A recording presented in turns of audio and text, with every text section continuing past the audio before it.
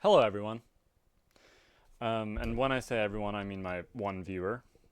Um, I hope you're having a good day. I hope your test went well, kiddo. How you doing in school? I hope it's good, learning a lot. We're gonna learn a thing or two today about Homestuck. That's right. Do you even know what that is? Or are you just an idiot? No, you're not an idiot because you're in school. Good job.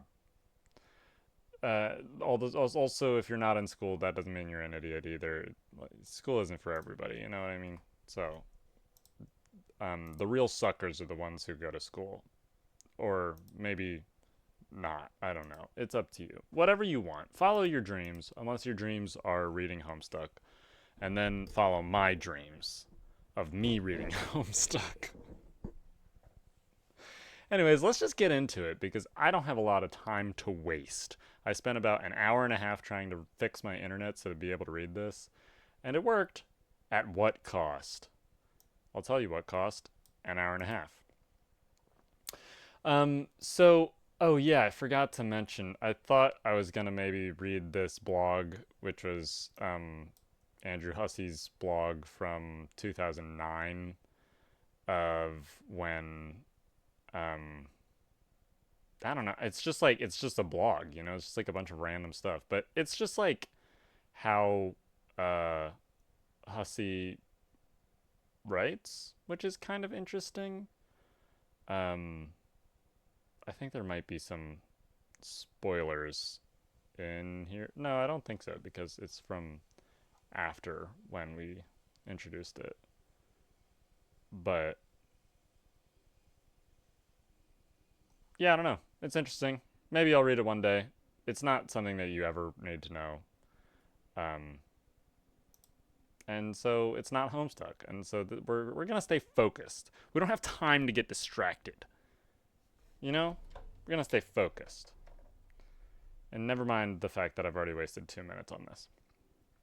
Okay, so we Jade was finally made it outside. I guess she's not Homestuck anymore. Kind of a dumb name. If she's not even stuck in her home, unless you count this as all that the sun touches as her home, just like Simba. Uh, I don't know why I feel like I have to do stand up bit before we start. Anyways, it's page 945. Hopefully, we'll hit the 1,000 page mark today, and that'll be 1/8 of the way through our journey. Not even including the epilogues, which I kind of want to include. Okay, Jade.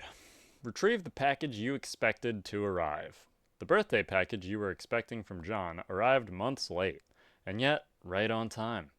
It landed over there past the crumbling monument, a satellite to the great mystic ruins at the center of the crater lagoon. John, triple somersault into room, etc., and stick the landing. Oh, back to John. Sorry, Jade. Okay, you do that. You are now in your dad's room. Where are all the clowns? You spot your dad's briefcase beside you. It probably contains all sorts of clues, or at least various forms of paperwork critical to his trade as a hilarious street performer. John, Snoop. Aw yeah, here come the secrets. Get ready for some major wait a minute. These are just boring business documents and spreadsheets. What the hell is going on here? Flash animation. John, examine your dad's room.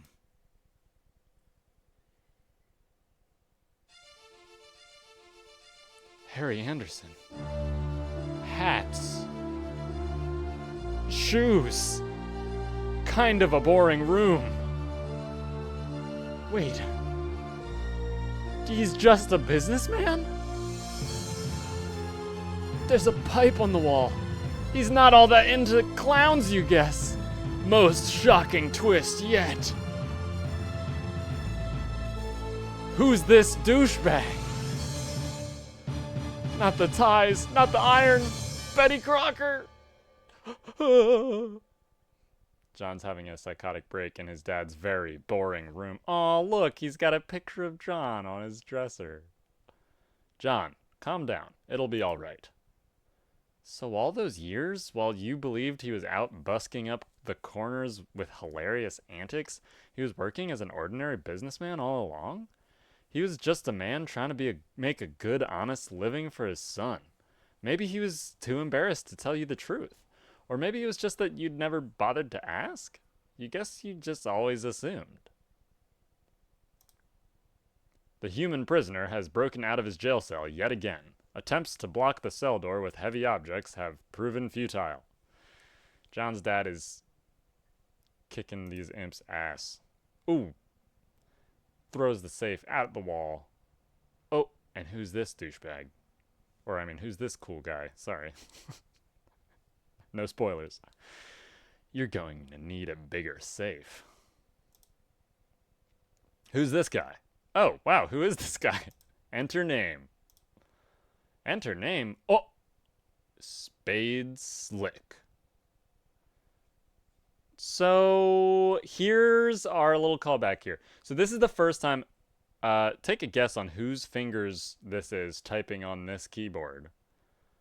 It's unclear, but it'll come back, and it's a fun and interesting thing. Spade Slick got a nice ring to it, but you know your own name, and that damn well ain't your name. Spade Slick, if you'll recall, was the name of the guy in the Midnight Crew. And this guy is not Spade Slick, apparently. Take another stab at it. State name and rank. Okay. State name and rank. You are Arch-Agent Jack Noir. You oversee various affairs of a dark kingdom. Presently, you are determining how to deal with this prisoner, who has been a thorn in your side ever since he was kidnapped. You view the affairs of the kingdom through a series of fenestrated walls. You have 3 walls, nearly enough to form a cubicle of vigilance, which is a full and proper enclosure for an agent of your stature. However, much to your utter contempt, your 4th wall was stolen some time ago. Hint, hint, 4th wall, meta. Jack, don comical hat. This frivolous headdress turns your stomach. You'd sooner stick your head in a furnace than coax it into this monstrosity's loathsome, colorful maw. It's bad enough that your exalted ruler ordered everyone to drape themselves in these hideous rags the moment the troublesome human with the pipe and his child showed up. But you draw the line at the hat. Jack, call a minion. Now, who's this guy? He's got a whole safe. You order one of your burliest agents to the scene. He brings something heavier this time. Whoa! Who's that on the screen? They point. Your transmission is interrupted. It seems your glorious monarch has concerns over your wardrobe. This ring is on the hand of the glorious monarch. It's important. Fine. You begrudgingly don the comical hat. Stupid, lousy, wise and just leader. What a royal pain in the ass. In the ass? In the ass. Bleh. I like this. I like how his, the tongue and teeth look here. This is a great face. Jack, throw down hat in disgust. You fully intend to once your superior stops breathing down your neck for a second. Wait. What now? Womp, womp, womp, womp, womp, womp, womp. John's dad is goated. Your blood is boiling so hot you could cook an egg on your carapace. Looks like you'll have to go handle this yourself. So these little people have carapaces. John, investigate room for anything Dad may have left behind. Back to John. It seems that there are some unopened birthday presents which Dad didn't get around to giving you yet. John, present time. Open a present and see what's inside. This one on the right seems promising. You open it to see what's inside, and oh god, yes! Fetch modus, inventory management system, control deck, bonus captcha pack, and fetch modus inside. Incredible Sylladex behavioral conglomeration at your fingertips. John, obtain sweet loot. Of course in gamer terms. You tear into this thing and put a mean peep on the sweet loot. Fetch modus, array. In addition to the modus control deck, you got a bonus array fetch modus, plus another 12 cards, which are practically worthless by this point, but hey, you'll take them. This is another one of those things where they invent this whole system with the fetch cards, and then they make a way to exploit it so that they can get infinite fetch cards, and then they get more fetch cards, which earlier in the in the comic would have been like huge. 12 cards, that's a huge deal, but at this point it literally doesn't even matter. The first thing you do is flush the extra cards into your deck. Okay, really, this is just way too many cards. John, equip array fetch modus. The array modus allows you to store and retrieve any item from any card at any time. It seems exceptionally serviceable, albeit difficult to weaponize. Boring. But so convenient. John, read instructions for control deck. There's nothing to read, really. You just pop some modus cartridges in the slots, fire it up, and see what happens. You start by putting the stack and queue modi in the slots. Your Sylladex now behaves like both a stack and a queue. Items can be removed from either the top card or the bottom card. You see no reason at all not to jam the array cartridge in there too. You make sure to blow the dust out first, of course. The Sylladex reconfigures itself into an array of distinct queue stacks. Now we're talking. This is just the sort of needless complexity you've come to expect from your inventory management system. The crazy thing is that he could just do the array fetch modus where he can just pull from any card he wants, and instead he's complicating it with the other two fetch modi. It's also weird because he's saying that there's a physical. Up until this point, it was like an abstraction that wasn't like physical, but now he's able to like hold it and breathe into it and put it into the control deck, except for like the cards itself. They like don't really exist. They're like a game construct of the game that we're playing. It doesn't really need to make sense. John, unwrap the smallest present first.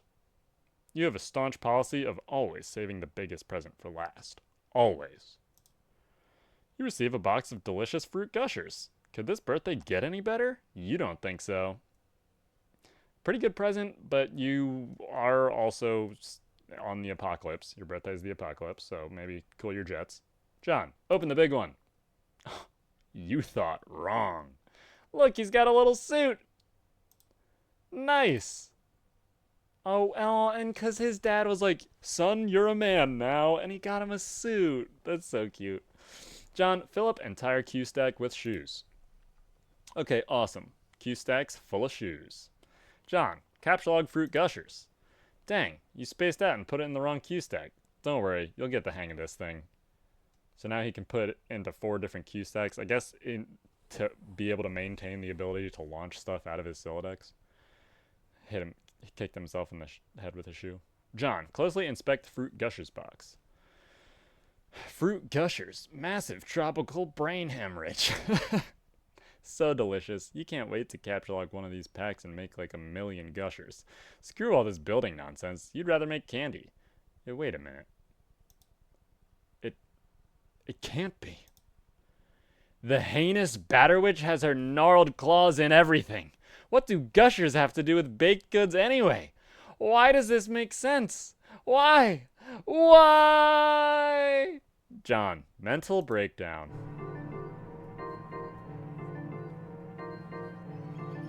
Cool fructose monsoon. Kiwi mango colonic rush. Wicked watermelon groin injury. Mixed berry social anxiety disorder. Neon green ectofacial blast. I can't read them all. Ranch dressing rampage. No. This is stupid. I guess it's not that big a deal. Betty Crocker made gushers. Jade. Receive package. Back to Jade. Ooh, another flash. Uh-oh. It's the Hellbeast symbol.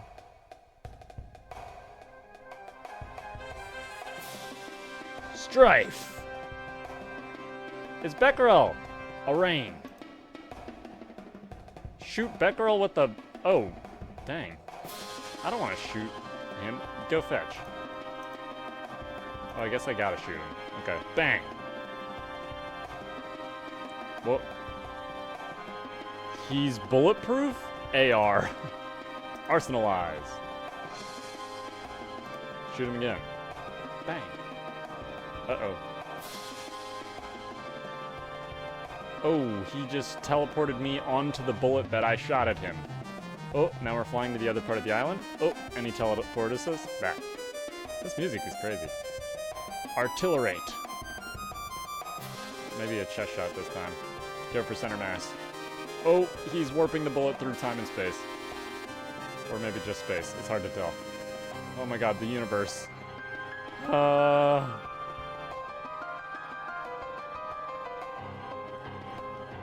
there's Earth. Oh, there's the frog. Oh, we're all the way back here. This damn dog. Okay. Armamentify. Shoot his tail. Oh.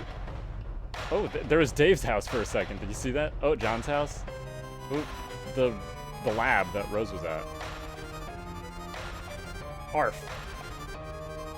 Go fetch.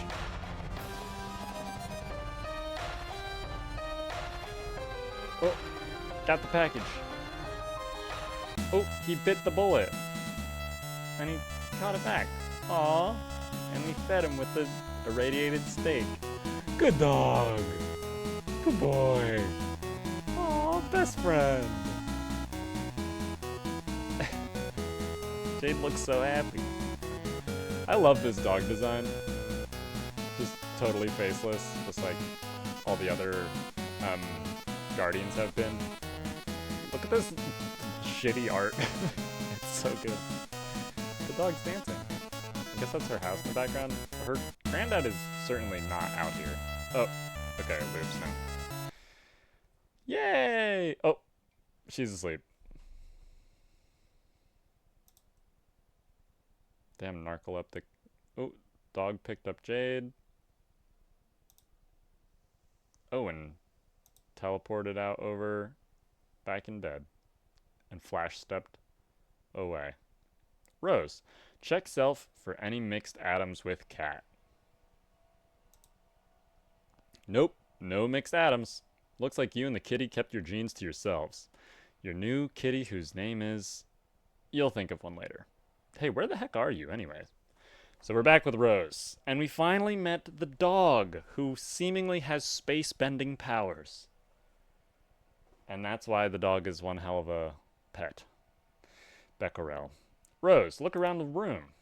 Oh, you're back home. The well-stocked bar and the vantage from the window tells you that this is your mom's room.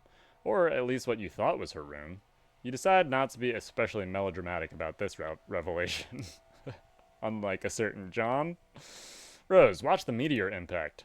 Huh, that's funny. Shouldn't that place be unestablished by now? The downpour of smaller meteors has stopped.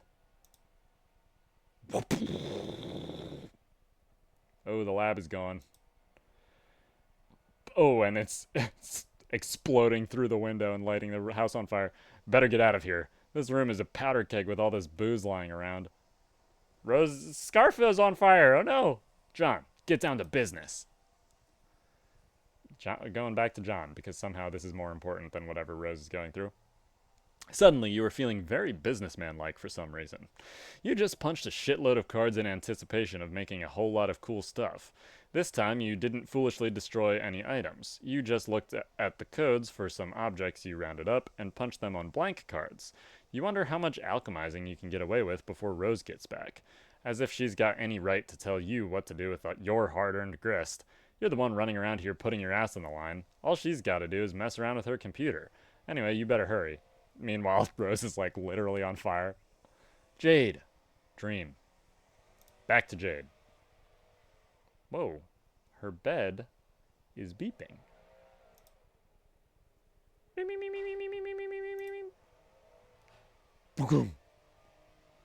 Whoa, robot Jade.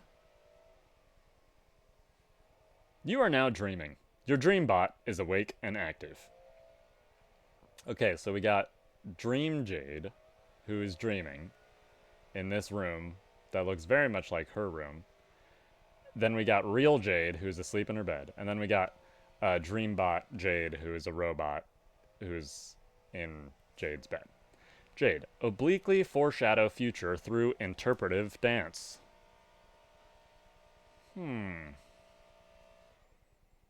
She's tilting her head? Your silly dance foreshadows nothing and is essentially meaningless, but it sure is a lot of fun. Jade, quick, get into bed. Ugh. You climb into bed and try to get comfortable, but some sort of invisible force is pressing down on you, a strange feeling of cold, heavy metal. This happens every time you try to get into bed. No wonder you can never get any sleep. Damn, because she's awake when she's asleep. Jade, realize you can fly. Whoa, okay, cool. There's not much to realize. Of course you can fly. Jade, open the package. You stop all this flying around nonsense and examine John's birthday package. Let's check out what do we got going on here. Unfortunately, you cannot open it yet. This package has an important journey to make first. You are planning on delivering it momentarily. Good thing you already know what's inside. Otherwise, you would surely be consumed by curiosity and suspense. You sincerely pity anyone who might be forced to endure such a fate. God damn it. So, to GG from GT. Garden Gnostic from GT. But that's not John's handle. John's handle was EB at the start of the game. Why is it GT in the past? Months in the past. John's house. Months in the past. Enough for the above weather to be seasonably reconcilable. So this is in December 2008. Where, oh look, we see it's all his pals' birthdays. And what's all this on the walls? Show Pesterlog. Ghosty Trickster began pestering Garden Gnostic. John had a username change. John. Yay, happy birthday, Jade. Yay, thank you, John. Whew. Okay, I got your present in the mail just on time. Plus, I sent roses and Dave's too. Why do your guys' birthdays all gotta be bunched together like that? You're running me ragged. I know, but it is nice of you to think of us all like that. I can't wait for you to see what I got you. I don't want to spoil it or anything, but hopefully it will help you solve those problems you've been having lately. Mysterious wink. Wink. I'm sure it is great. I can't wait either. It might take a while to get here from there, but it will be worth the wait. Oh man, I'm such an idiot. I forgot about how long it takes you to get stuff. Arg. John, that's okay, really. I'm sure we'll get to me. She didn't say this. I wonder if that's a typo. I'm sure we'll get to me exactly when it needs to, and it will be a nice surprise when it does. Okay, well, I hope so. Heart. Hold on. Okay, I'm back. Sorry. I had to tell someone to go away. Jade's just giving hearts out to everybody. I know that we're last episode, we're like, oh, heart for Dave? What's up with that? But Jade's just a heart kind of gal, you know? Oh, God. The trolls again? Yup. O-face? No, that's not the right word. Colon O. They have been such a pain in the ass lately. It seems like there's so many. There are either like 50 of these R words, or it's just one guy with a lot of alt accounts. I've never had any sort of feeling about them or what they want, which is kind of weird. But it seems to me like they are probably all different people and not one guy. I have counted 12. What do they want with us? Some people just like to needle others for some reason, John. It is like a game, I guess. They are like pranksters. Oh, hell no. Shittiest pranksters ever. But I think they are mostly harmless. Every so often, they manage to get through my block filter and hassle me. It's been going on for years. Actually, some of them are kind of funny, I think. Oh, wow. What? Years? Okay, well, I'm sick of them. I've been thinking of changing my Pesterchum handle to throw them off the trail, so I guess I'm gonna do that. So, the trolls There's 12 of them have apparently been messaging everyone, and that's what changed John's ghosty trickster username to the ectobiologist username, which we know from the beginning of the game. And also, I just want to go back real quick so that we can look at the calendar, because this means Jade's birthday looks like the 1st of December, and then it's the 3rd of December and 4th of December. They're all the same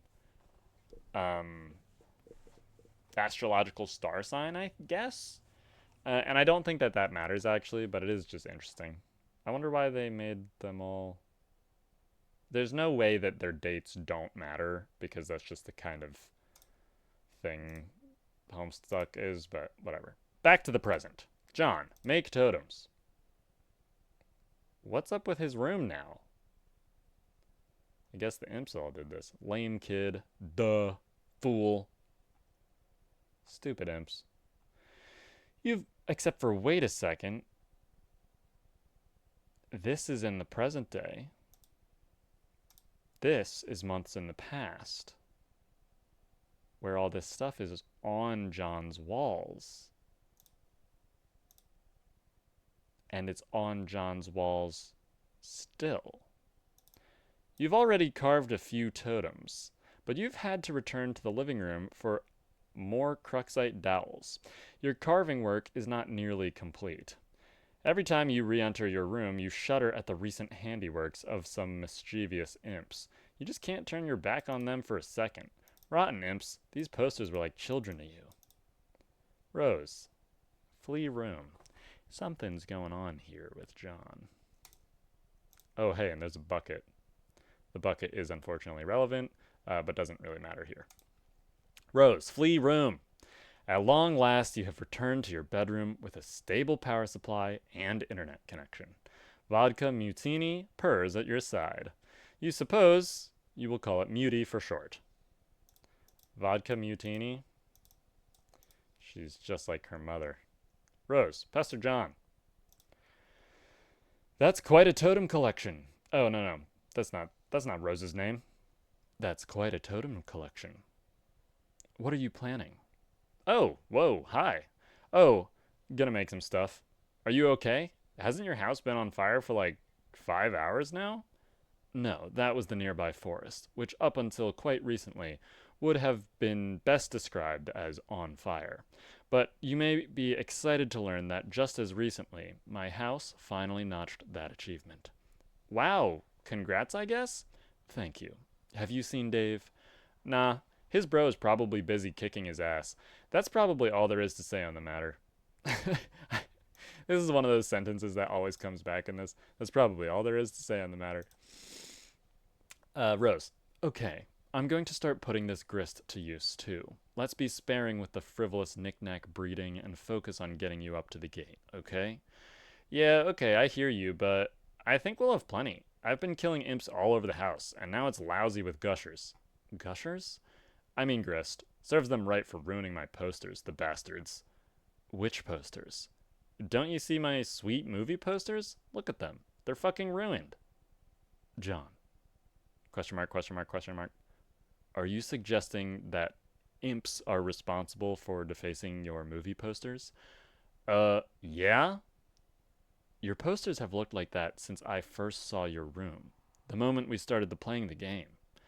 I thought you had defaced them ironically to mock your father's interests. John? ... question mark. Very funny, Rose! Ha ha ha ha ha ha ha ha. Nice joke! Great joke there, Rose. Top of the line prank. Hee hee. Ha ha ha ha. This is good. Laughter is probably the best way to avoid being especially melodramatic about the revelation. Yes, yes, let's keep this joke going, because it is such a good one. Ha ha ha. Oh my. Ha ha ha ha ha ha ha ha ha ha ha ha ha ha ha ha ha ha ha. Oop. John is not happy. WV. Descend. Back to WV. So now we're back in the future. WV is got his mayoral sash and his cans and his little bundle and his Firefly pal. You cannot descend from the top of your mobile station. The loose cable you gathered up and tied together is not yet long enough to allow you to reach the ground safely. You have used all the cable you can find. You'll have to come up with another plan. WV, sacrifice your mayoral sash for more cables. No way! Absolutely not. What are you, crazy? A mayor does not relinquish his mayoral sash under any circumstances ever, period. Oh, he's got a monocle in this version of himself. WV, purify the temple. That's such a dumb idea. Not as dumb as using your sash, but it comes close.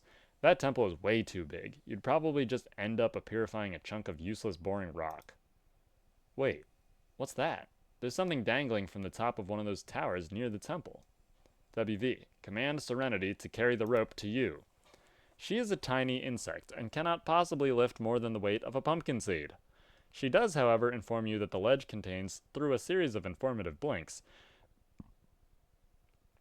of what the ledge contains through a series of informative blinks. There is an old rusty harpoon lodged. Oh, wait, by the way, we hit 1,100, page 1010. Wait, hold on. Sorry, I just got totally distracted. Was page 1000 an important page? If we go back to page 1000.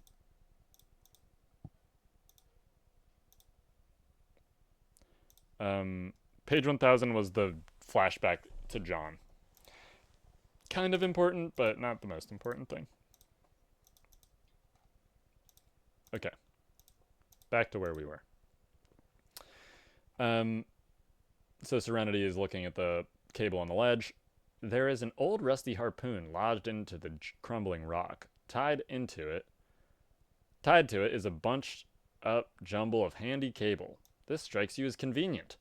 It is almost as if someone knew you would need a bunch of cable, and that you would have a mayoral sash made out of cable, and that you were particularly attached to that mayoral sash and would stubbornly refuse to use it. Anyone who knew that much would surely possess a special gift. Alas, it seems a bit far-fetched. WV, get ye rope. Okay, we just established it was a cable and not a rope, but that's okay. You take a hasty swig from one of your delicious pawns and put down. You then quickly adjust the coordinates to purify the jumble of handy cable. To Mr. Mayor. This is Jade's handwriting.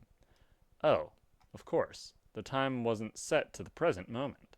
Somehow it got reset to a few hundred years ago.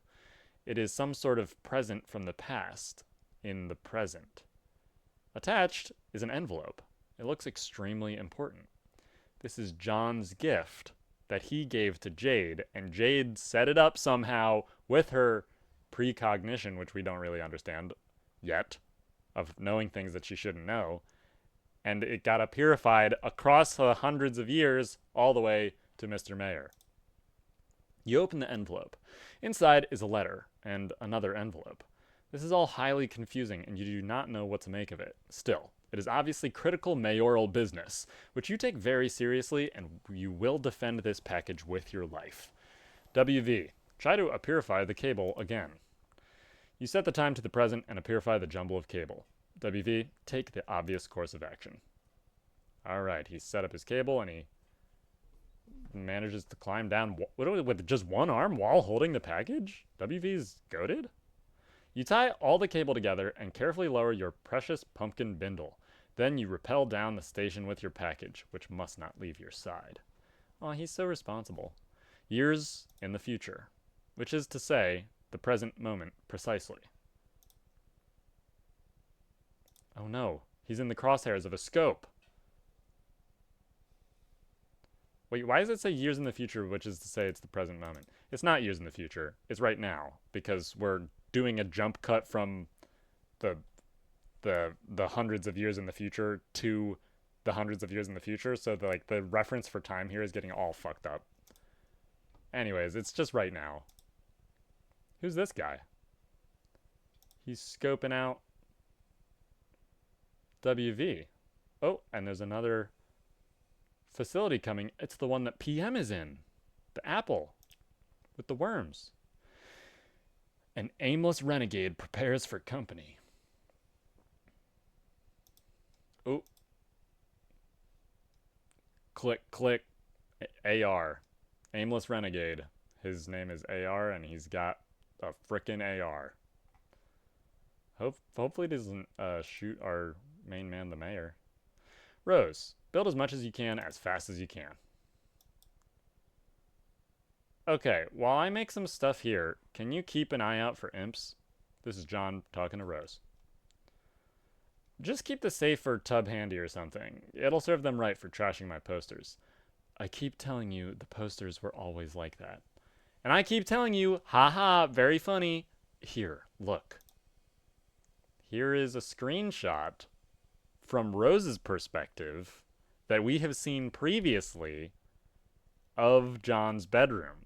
Sprite prototyped once more with grandmother's remains. She treats John to some helpful exposition in a friendly and grandmaternal manner.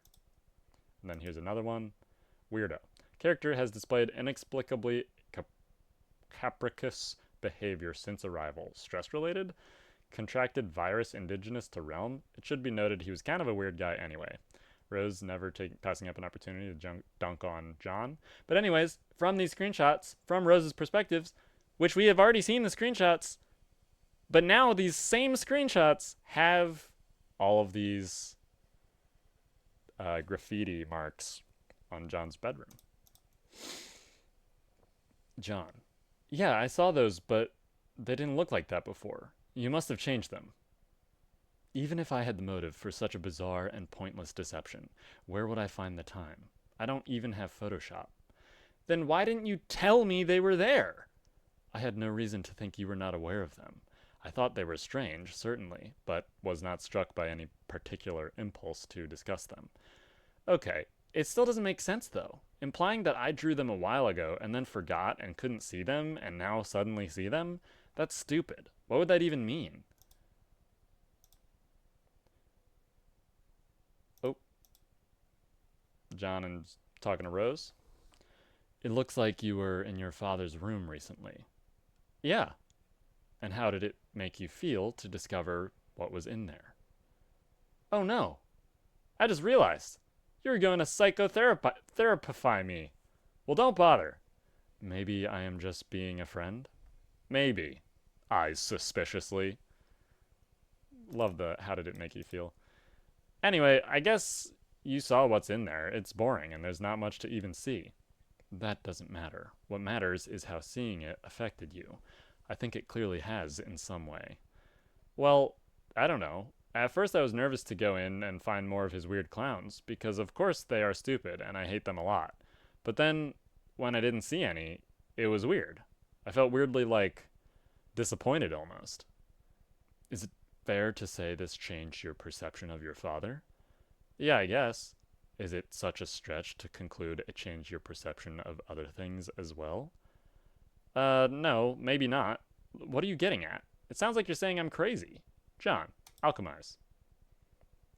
He made a hat with bunny ears. I don't like using the word crazy. Oh god. See, this is therapy bullshit. Love that. That was a joke. But anyways, whether it means you are crazy or not, consider this theory. Your presumably long-standing tendency for scrawling this imagery is really your subconscious trying to express something disturbing within you, possibly something from your past, which you have blocked out. And since you have suppressed it, your conscious self cannot acknowledge the drawings, therefore they have been invisible until now. Why now? Perhaps because you have seen evidence that conflicts with the worldview your subconscious has constructed to obfuscate the truth. That your dad is not necessarily the clown-loving maniac you thought he was. All along, this negative attribute buried in your psyche may have been projected onto him and subsequently reviled as a sort of defense mechanism. But this is absurd. My dad loves these shitty clowns. He's got all these statues and paintings everywhere. Is it unthinkable that over the years it was he who believed that you were the one with a passion for clowns because of all of the strange drawings in your room? A father then embraces a son's hobby to establish a stronger bond, or wages a campaign of passive-aggressive mockery of your interests. Either is plausible. I don't know your dad that well. Wages a campaign of passive-aggressive mockery? I wonder whose mom that is. Poor Rose. I don't know. I'm not sure about all this. But I think we need to stop and acknowledge the Bunny Sassacre fedora I just made. It's awesome. Yeah. Whoa, look at all these imps and ogres. Show Pesterlog. John. Wow, what are you doing, by the way? Rose, sorry to say, but this is all looking kind of silly. I'm trying to spread the upward construction so there is more substantial foundation for later on. But I'm starting to wonder if it will be strong enough. It's kind of starting to wobble a little. I don't think brick chimneys were meant to serve this architectural purpose. Yeah, no shit. I might have to adopt a different building strategy. Stick to more load-bearing walls and blockier shapes, especially since grist has been easier to come by lately. Okay, but you really must be running low on time by now, right? Right. Strider! S. Jade. Dream up extra arms and play advanced bass solo. Back to Jade. Sorry, Dave.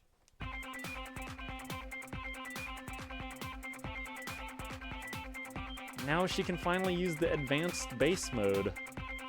Oh, Becquerel. It's the house where Robot Dream Jade is playing extra guitar. Or I guess it's bass, technically. And Dream Jade is rocking out too.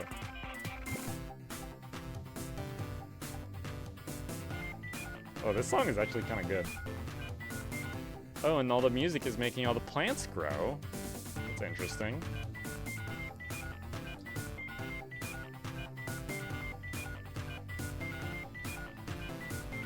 Wait a second.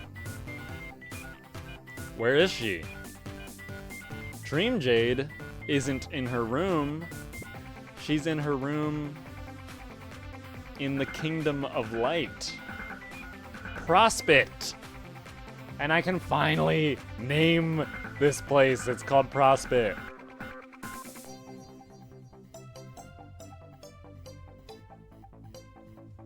Which orbits Skya. And that's what that is. I'm pretty sure we already knew that.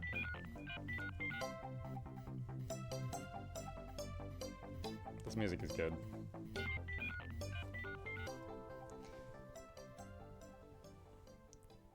So, this flash animation told us that Dream Jade is not in Jade's room. Dream Jade is on Prospect.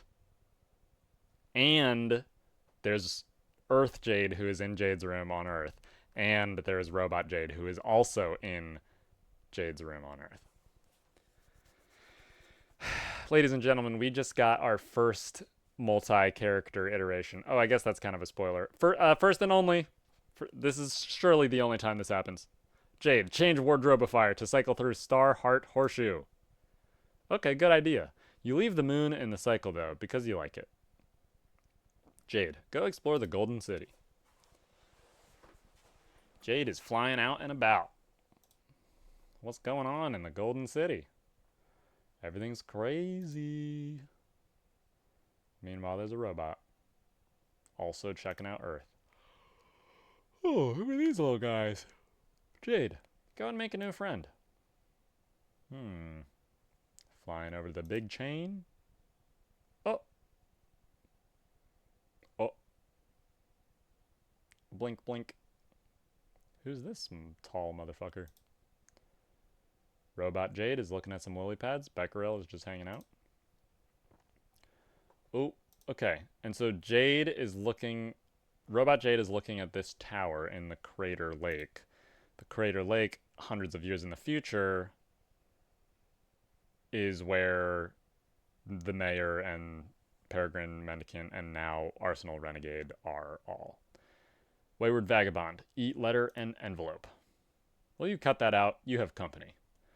Wayward Vagabond, look behind you. See? Over there. Wayward Vagabond, read letter. Dear Mr. Mayor, go here. Jade drew a picture of where and what was going on, including the explosion from hundreds of years in the past. How is that possible? How does Jade know who the mayor is? Give present. Hooray! Oh, please do this. The freedom of your people depends on it. Exclamation point, heart, your friend. Look at all these little hearts. Jade is so silly. And look, it's PM. And the mayor. And PM has a sword and is kind of shifty and pissed. And AR has a gun and is pointing it at them. And ah! Mayor, no! Cover. Pew! Oh, PM is also getting shot, and there's a worm with a mailbox. Hurry! Oh, Jade is kind of telling her to do that, I guess? I don't know. That's unclear. Oh, now they're both hiding behind a rock. WV. Give present.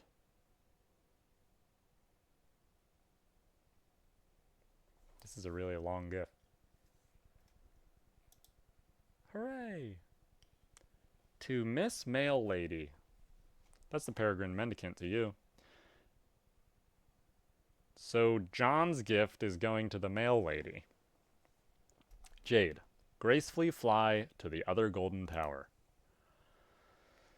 Alright, Jade is going to the other golden tower back on Prospect, which is in the Incipisphere, which is orbiting Skya. Try and keep up, please. You decide to check on your neighbor. Jade, inspect the neighbor's tower. Peeking in through the window. It is very much the same as your own. The only difference is that this one is home to a young boy instead of a young girl. You peer through the window. It's John!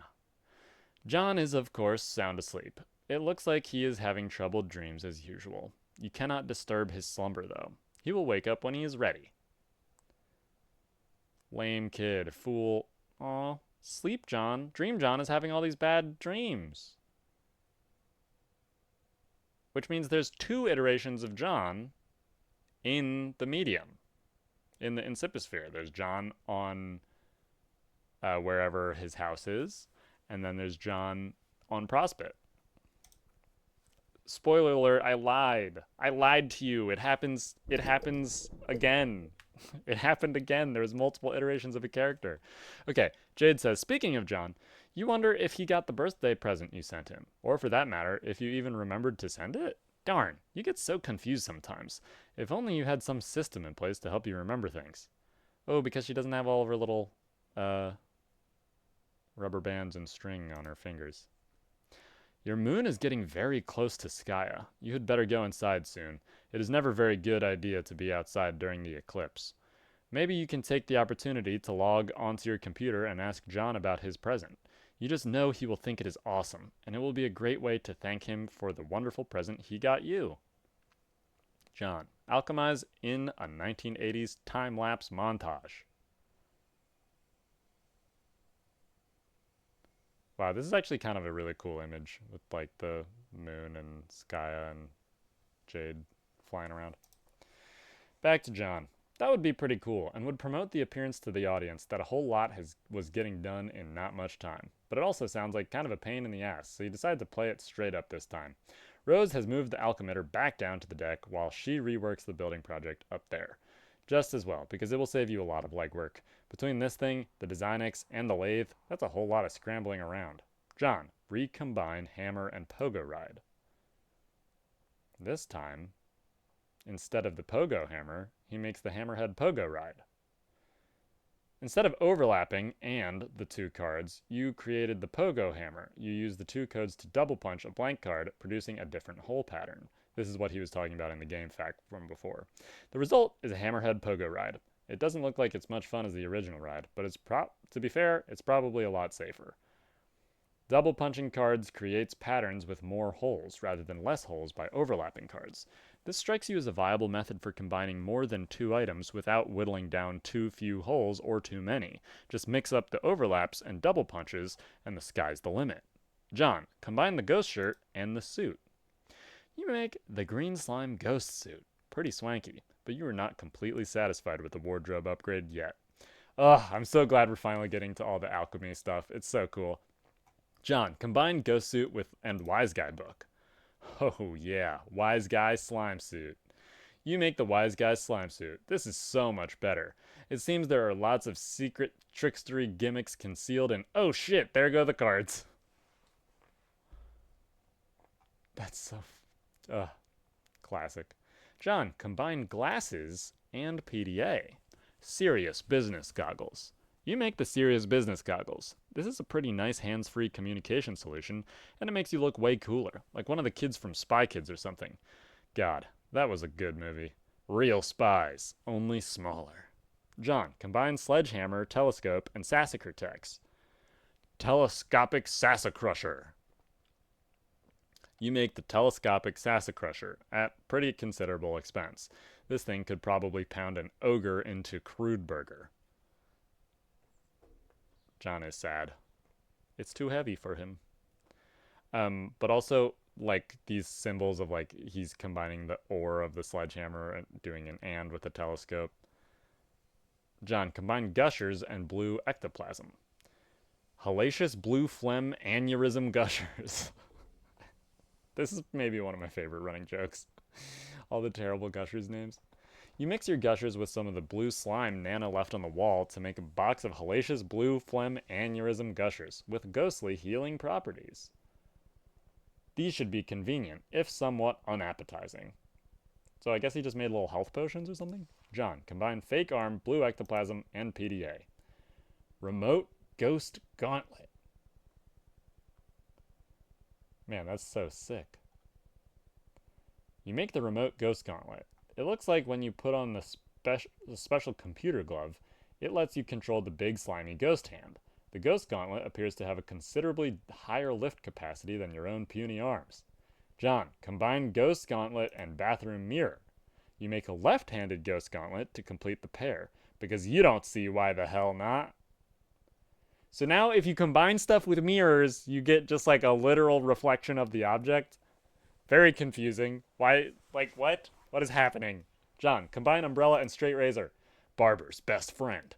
You make the barber's best friend. It suddenly seems worthwhile to you to go nab that umbrella kind strife specimen that's been lying around in the study for a while.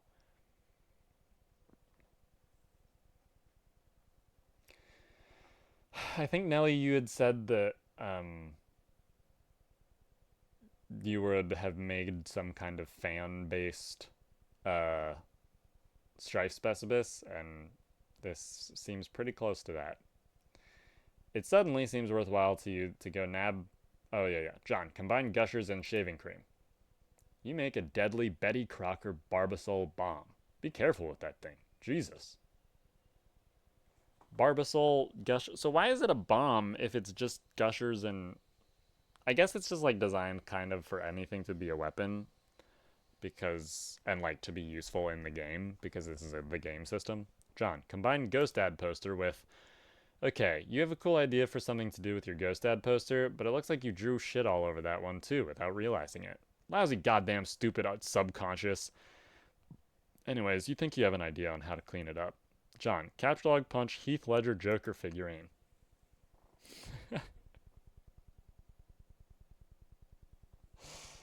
So he captures logs the Heath Ledger Joker figurine, which is apparently a very, very simple code. If you can somehow subtract the code of the Joker figurine from the code of the poster, it might work. Luckily, the Joker code has only 2 holes, making the task very simple. The defaced Cosby poster shares those holes. You determine that the defaced Cosby could only result from a double punching with the Joker if your theory is correct. This means the original Cosby poster had one of those holes punched, or the other, or neither, making 3 total possibilities. You try out all 3 possible codes, yielding 1 potted plant, 1 painting of a horse attacking a football player, which, I love that, 1 clean Cosby poster. Success! Why does it take so much mercury for this horse attacking the football player? I love that. Anyways, this is all the results of all that stuff that he had been talking about earlier in the game fact. John, combine Cosby poster with computer. Cosby top computer. Oh god. This is way before all the Cosby stuff came out. Oh, this is aged poorly. You make the Cosby top computer. This thing is probably a useless piece of shit, but making it has caused you to feel an alarming sense of satisfaction. Great, now he has a laptop. John, combine Dad's hat and Problem Sleuth game. Fedora and candy corn. You make another ordinary fedora with 4 pieces of candy corn inside. Candy corn was a whole thing in Problem Sleuth. John, combine hammer and Problem Sleuth game. Whatever this item is, you can't make it yet. It requires a ludicrous amount of grist, some types of which you have not even encountered. John, combine iron and pogo hammer. Wrinkle fucker. You make the wrinkle fucker. Hiss. Look at all this shit. So much sweet loot. You'd almost think it was simultaneously your birthday and Christmas or something. Of course, you know that is ridiculous and could never conceivably happen. Finally. Dave. Strife. Here we go. Versus Toby Fox. Dave's fighting Toby Fox, I guess. Oh, this is a classic Toby Fox baseline. Final round. Come on, Dave. He made it back up the stairs. Strife!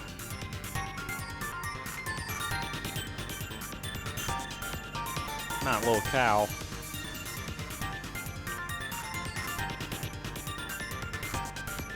Shit is going crazy.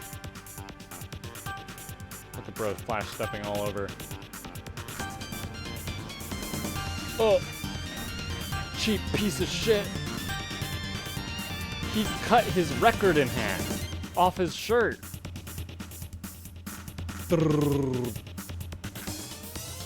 Oh man. And he's hopping on a jetboard and flying away.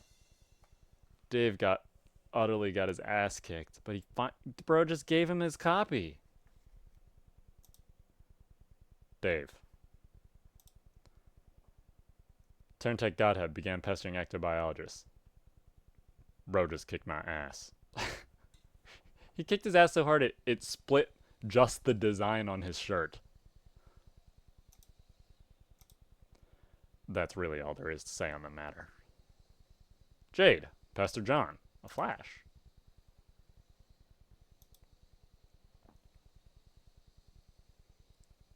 I don't know, should I watch the flash animation before? Yeah, I'm gonna watch it first. Look at, it's the eclipse of Skya and Prospect. Whoa. Hi, happy birthday, John. She was messaging him from Prospect?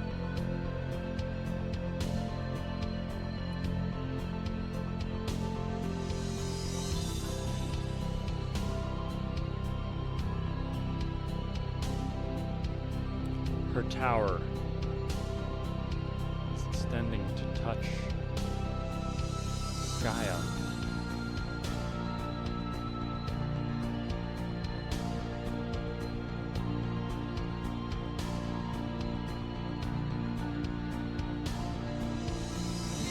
Whoa. There's images in the clouds. We can see John. John, did you get my package? Oh, hey, not yet. Lauren, are you sure?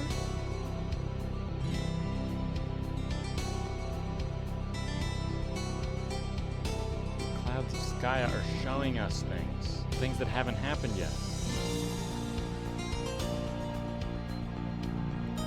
Rose's house is burning. Hundreds of years in the future.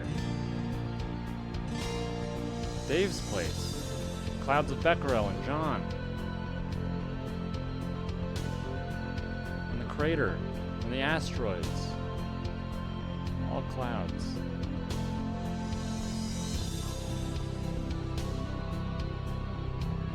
Whoa, what was that? There's a loud noise outside. It sounded like an explosion. It was Becquerel. Becquerel was the crater.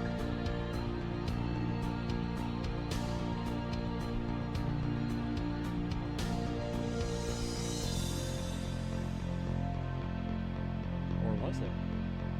Becquerel said, no, you can't touch this seed. You're not allowed into the temple. But Beck doesn't want me to go near it. John woke up? He's flying.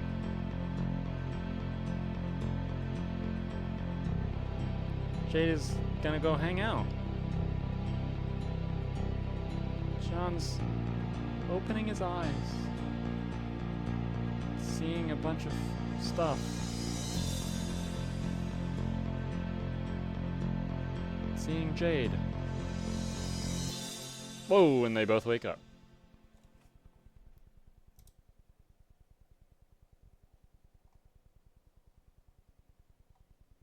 And so this is what they were messaging each other in the flash. John, did you get my package? Oh, hey. No, not yet. Darn, are you sure? It was in a green box. Oh, yes.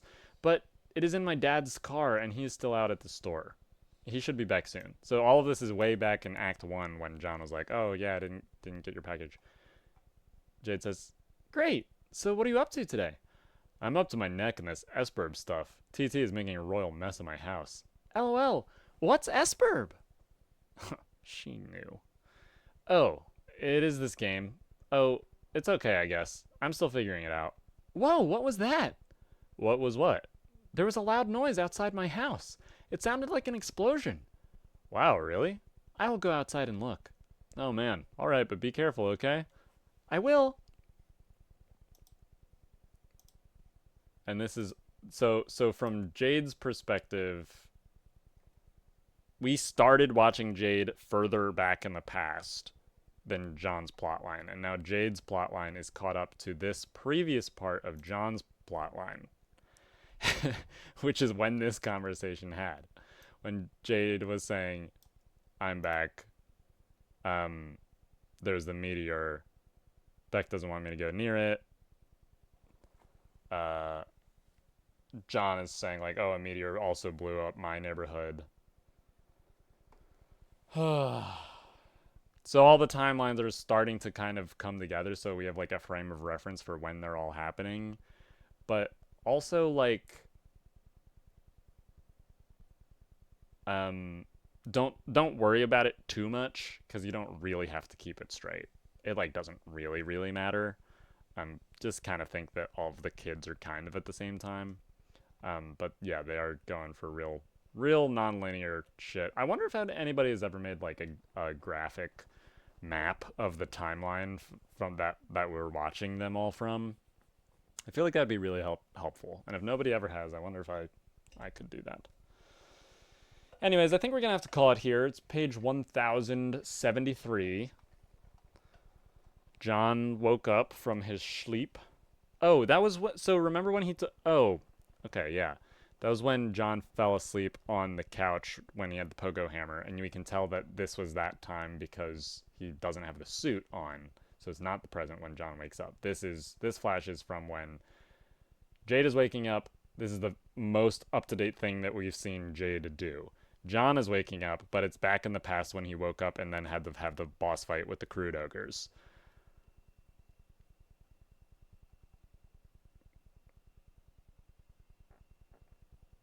And this is where they have the conversation about, John and Jade saving the world or whatever. I feel like I should probably watch this one again because there's kind of a lot containing. I guess the major reveal, just to explain it, is like Jade is able to see through the clouds of Skya because she's already awake on Prospit.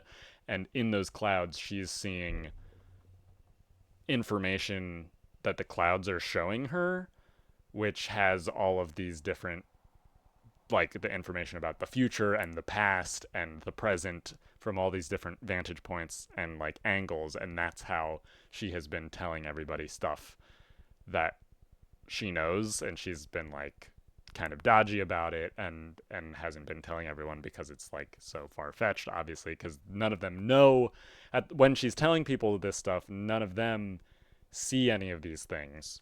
Only she's awake, and only she is seeing into Prospit because she is awake in Prospit before she's even in the game. Whereas John is still not, his dream self is still not awake. If that makes sense. If it doesn't make sense, just text me. Only one of you can text me. The rest of you, you're going to have to figure it out.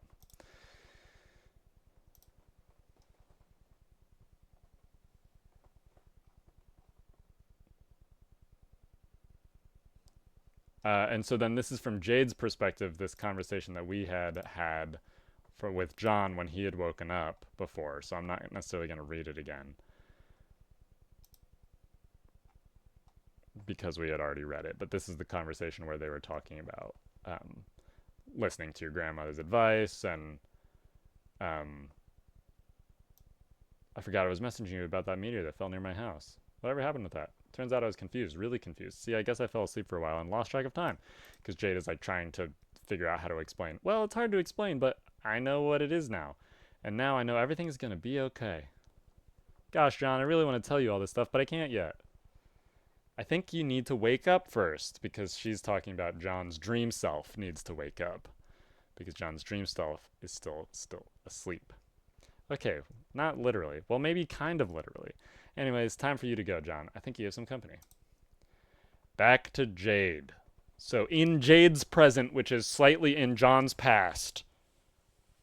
And we'll pause here and we'll pick up for next episode. So thank you for watching.